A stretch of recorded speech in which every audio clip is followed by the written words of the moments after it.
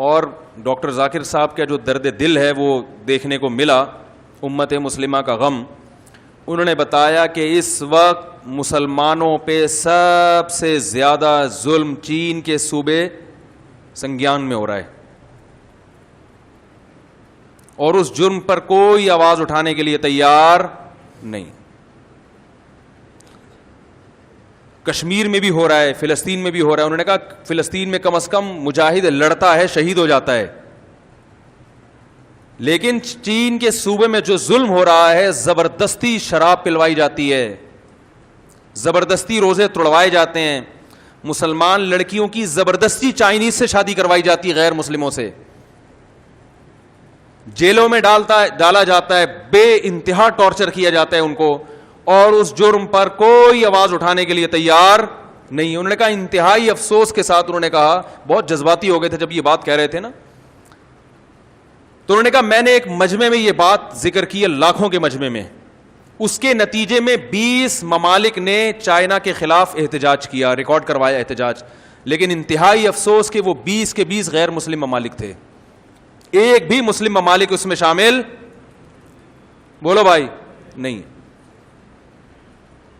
اور اس سے بھی زیادہ افسوس کہ نہ صرف یہ کہ کسی مسلم کنٹری نے چائنا کے ظلم کے خلاف آواز نہیں اٹھائی، بلکہ 15 اسلامی ممالک ایسے ہیں جنہوں نے چائنا کے ظلم پہ اس کو اپریشیٹ کیا ہے کہ آپ بالکل ٹھیک کر رہے ہیں.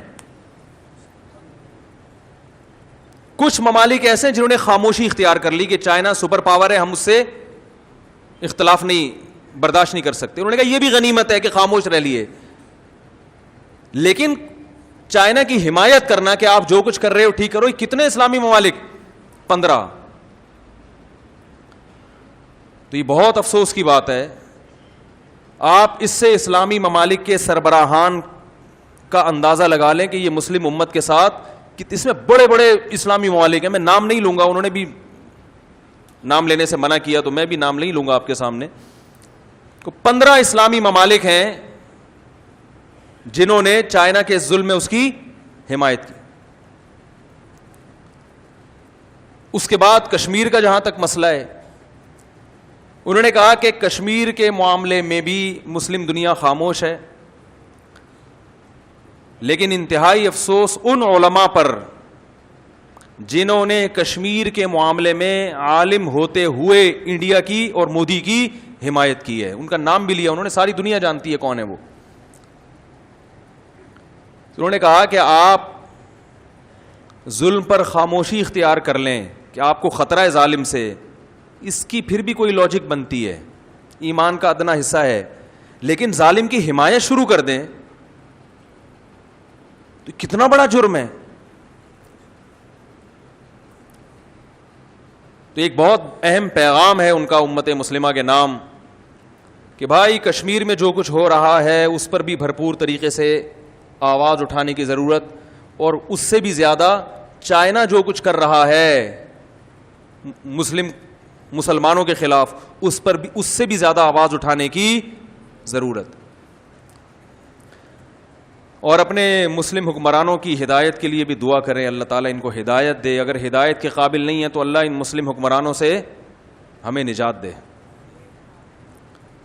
تو ایک بہت اہم پیغام ہے جو میں نے کہا کہ میں انشاءاللہ شیئر کروں گا کہ اس وقت سب سے زیادہ ظلم چائنا میں ہو رہا ہے.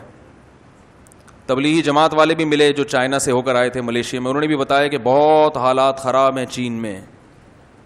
جماعتیں چھپ کے کہیں رہتی ہیں، لیکن چائنا کے مسلمان بھی ماشاءاللہ ایسا وہ جماعتوں کا چھپ چھپ کے اکرام کرتے ہیں. انہوں نے کہا اگر یہ چائنا سے ہو کے آئے ہیں، ذرا ان کی زبان سے آپ سنیں. السلام علیکم. چائنا کا شینجان کا صوبہ ہے، ہم جاتے ہیں یو میں تو راستے میں ایک دن کا قیام کرتے ہیں، تو اس سے تقریباً شینجان میں 2 گنا بڑی مسجد ہے، اس سے تقریباً 2 گنا بڑی مسجد ہے چائنا میں. تو ہم مغرب کی نماز پڑھ رہے تھے تو جب گئے تو مسجد کو بڑا تالا لگا ہوا تھا. وہاں کے مقامی سے پوچھا تو کہا اس پر پابندی ہے، پہلے اذان ہوتا تھا پوری شینجان کے صوبے کو یہ آواز سنائی دیتی تھی. تو پھر ہم ٹیکسی میں بیٹھ گئے, میں سورہ یاسین کی تلاوت کر رہا تھا, تو ٹیکسی والا مجھے کہہ رہا ہے کہ چپ ہو جاؤ, آپ تلاوت نہ کرو. میں نے کہا کیوں, وہ بھی مسلمان تھا. کہا یہاں پابندی ہے. تو جب میں نے پوچھا تو انہوں نے کہا کہ اگر ہمارے گھر میں جانماز ہے تو اس پہ بھی قید, ماشاء اللہ دیکھتے ہیں وہ دیواروں پہ جو لگا ہوتا ہے اس پر بھی 6 مہینے قید ہے. ہمارے جو مرد ہے ان کو جیلوں میں ڈالا ہوا ہے, اور عورتوں کے ساتھ پتہ نہیں کیا کیا ظلم کرتے ہیں. تو بہت مسلمانوں پہ شنجان, بالخصوص شنجان صوبے میں, انہوں نے شنجان کا صوبہ چھوڑا ہوا ہے, وہ مسلم نام ہی نہیں بتاتے. ہم ان سے وی چیٹ لے لیتے تو کہتے کہ آپ نے ہمیں سلام نہیں کرنا, کیونکہ اگر آپ نے سلام کیے تو وہ ریکارڈ ہوتا ہے, پھر ہمیں اٹھاتے ہیں, ہمارے ساتھ ظلم کرتے ہیں. تو بہت برا حال ہے, اور بہت زیادہ مسلمان وہاں پہ نمازیں نہیں پڑھتے.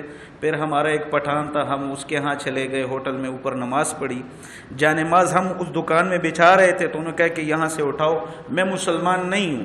پھر ہمیں نے اس دوست نے بتایا کہ یہ مسلمان عورت ہے, اور یہاں کے ظلم کی وجہ سے یہ بھی آپ کو کہہ رہے ہیں کہ میں مسلمان نہیں ہوں.